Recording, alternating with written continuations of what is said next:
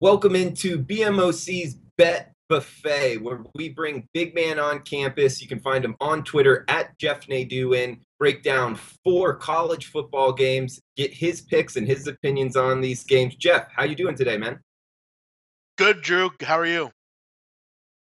I'm doing good. Excited for week 3 college football. Interested in your opinions on some of these games. We got first up, game number 117, 118, UConn versus Virginia. Looks like Virginia is laying 10.5 pretty much across the board. We got a -11 at Greek, looking at SBR odds right now.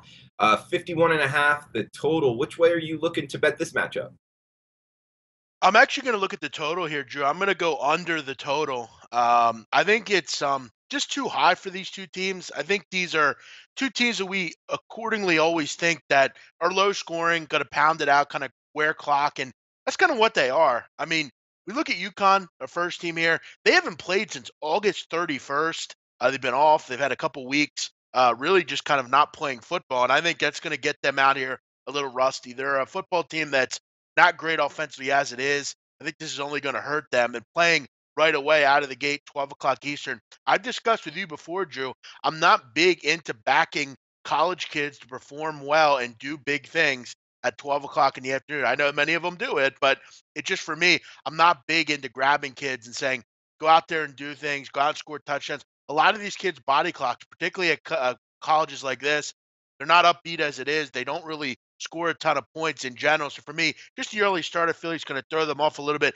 and not playing in so many days is going to hurt as well. Both these teams have been massive under teams the last couple years. 18-7 for UConn, 15-9 over the last 24 for Virginia. And like I said, both teams, their goal is to keep the score low. I know Virginia is going to probably throw it a little bit more with their quarterback, Kurt Bankert. But overall, I just think this total is a little too high. I think this is like I don't know if it'll be 13-10 like last year, but I'm thinking this is like 21-17, 27-17. I kind of liken it to the first week. I had Ball State, Illinois under the total. I just see two teams that aren't really huge passing attacks. I don't think we're going to have a lot of home run kind of touchdowns here. Not a ton of turnovers either. And both defenses are pretty solid. UConn's goal is just kind of wear you down, grind the clock, and keep the score low. I think it's a lower scoring game here. I'm going to bite here on the under 51.5 in this game. Yeah, I like this play, big man. And to touch on a couple things you said about Kurt Banker, he came over from ECU, kind of the more up-tempo offense, mixing there with Bronco Mendenhall. With yeah, as we know in the past, BYU has ran an up-tempo offense, but it really hasn't translated since he's moved to Charlottesville. They've kind of slowed the tempo. Does that have something to do with you liking this under for the Wahoos for UVA? Yeah, and look, I don't know how effective. I think they'll be pretty effective moving the ball. I mean, UConn had trouble against the pass against Holy Cross of all teams, but I don't know if it'll translate into touchdowns. There's no problem in I think for them moving the football, but you have to punch it in and score touchdowns. You look at the first couple weeks of the season here. You put up 28 against William and Mary. I mean, not exactly amazing by any means. You had trouble against Indiana, a team with a pretty good defense as well. I just think these teams will both kind of struggle to move the football. I think this total is a little too high. All right, BMOC on the under for UConn, Virginia. We got another one here, BMOC 141, 142, Baylor, Duke. We talked about Baylor on the round table. Everybody has kind of an opinion one way or the other on the Bears, but it looks like Duke's laying 14.5, pretty much across the board at SBR odds right now.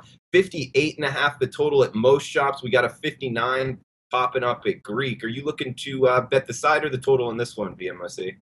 I'm looking to grab Baylor with the points here.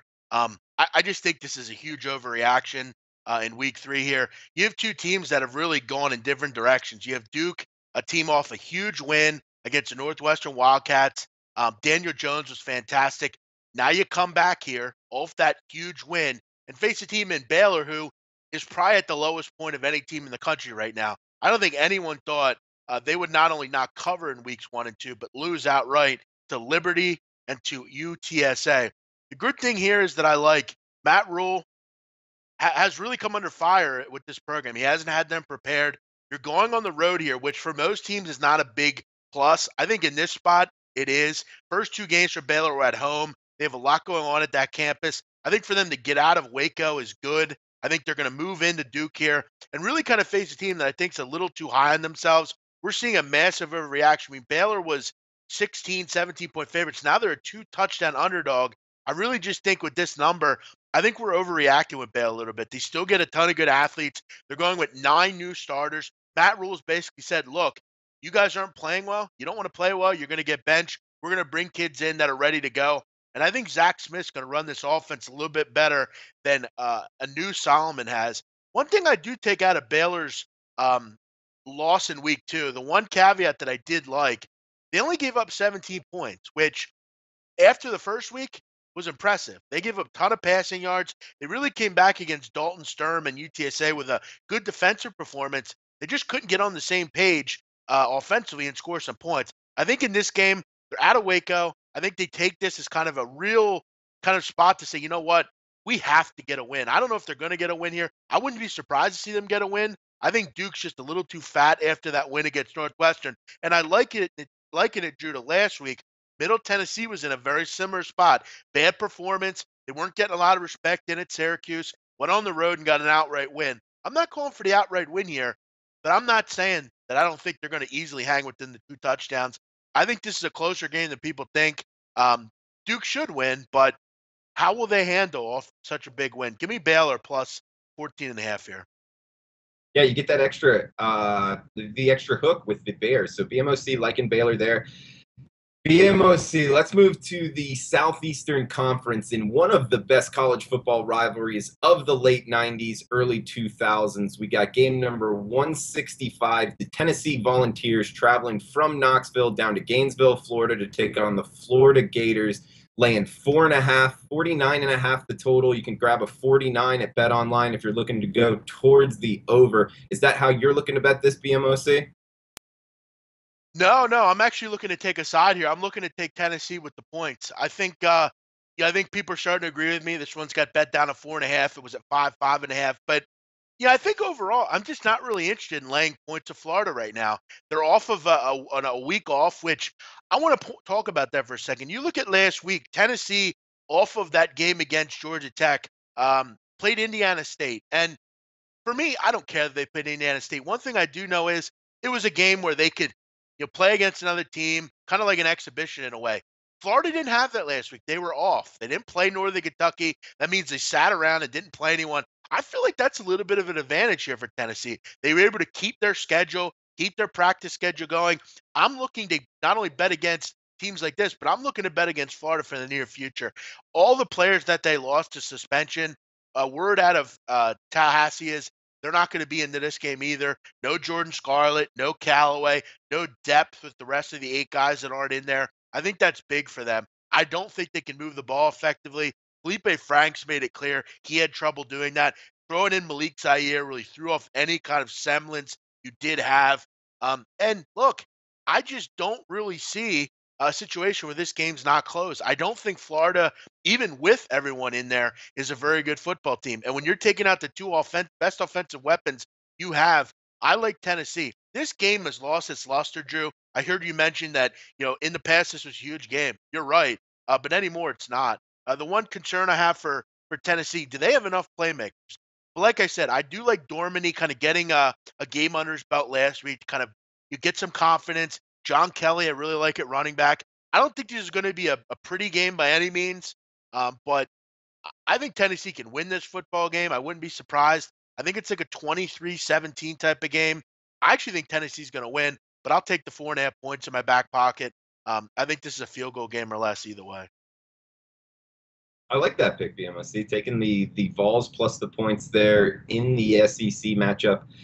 Let's move on to the night slate and one of the best rematches, sporting events of our lifetime, big man. We have the Texas Longhorns facing the USC Trojans. We all remember the 2005 national championship. Vince Young, Matt Leinart, who knows? They might even be in the stands. We'll see if the confetti's fallen for one way or the other. It looks like USC's minus 15.5. Pretty much across the board at SBR odds right now. We got a 67.5 of the total at Bet Online, 68 popping up at Bet DSI right now. Are you looking to go with the USC Trojans and lay the points, or looking to take it here with Texas? Maybe a total bet for you, big man. Which way are you looking to bet this one? I'll tell you what, Drew. This is my final stand with the Longhorns. I'm gonna come out and say it. I was really high on this team coming into the season. I was clearly not impressed at week 1, but week 2, I was a little bit more excited. I mean, they came out, played well. They showed me that they have options at quarterback. And an interesting dynamic in this game is who's the quarterback for Texas? Is it Buechele or is it Ehlinger, the kid, the freshman out of Westlake, Texas, the kid that grew up around the program, the kid that really played well against San Jose State. And I want to say one thing, Drew. San Jose State has a really good pass defense. I thought it was pretty impressive what they were able to do for the most part. Ehlinger did his thing coming in for Buechele, and they really just put up a huge, nice performance against the Trojans there, or not the Trojans, the Spartans. In this game, my big question is, Drew, can they win? Do I see Texas having a shot here to win this game?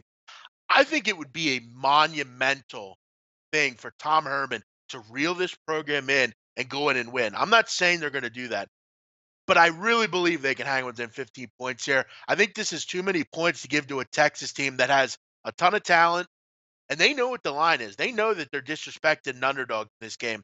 I think the Trojans, it's a little too early to put them against Texas at this price. I think Texas, this is why you hired Tom Herman. At Houston, he had a great way of getting his teams prepared for big games. Remember the Peach Bowl against Florida State? Went in and won that game against Houston. This is Tom Herman. This is why you hired him. This is why you pay these guys to make the big money. If you can't get prepared for this game, I don't know what to tell Texas, and that's why for me, it's my last stand with this group. I think whether it's Ehlinger or Buechele, I think they're going to have success against USC moving the football. The big concern for me is can Texas get enough pressure up front and withstand Sam Darnold? This could be a high-scoring football game. I would lean over. I think this is like a 45-37 type of game. But for me, getting 2 touchdowns here, it's hard for me to pass that up with Texas. I think we're buying a little bit too much into what USC looked like last week. But remember, in week 1, they had a lot of trouble against Western Michigan. We can't forget that. For me, I think there's too many points. Give me the 15 with Texas. All right, going with the Longhorns plus more than 2 touchdowns right now. Check that out on SBR odds to get the best number. BMOC, thanks for your time. Went 2-2 last week. Hopefully, can get into the over 500 here. On at least go The 3-1 or 4-0. The military schools hurt me, Drew, last week. They're my boys, but they hurt me last week. Navy, Army, both hurt me. Let me just recap, Drew, just to make sure. Florida plus 4.5. I'm going to go Tennessee plus 4.5. Under 51.5 UVA. UConn, I'm going to go Texas plus 15 against USC, and Baylor plus 14.5 against the Duke Blue Devils. Sounds good, buddy. Best of luck. This is the BMOC Bet Buffet. We will be back with you next Thursday. Thanks for tuning in. Thank you. Hey guys, thanks for tuning in to our channel. Now we've put a lot of work into producing all these free videos, so please help us out and keep all our content free for you forever by simply liking, sharing, commenting, and subscribing. Now, not to mention, a visit to our industry-leading website will warm the hearts of all our SBR employees, especially myself. Now, the links are over there to the left, so do check those out. Thanks for watching.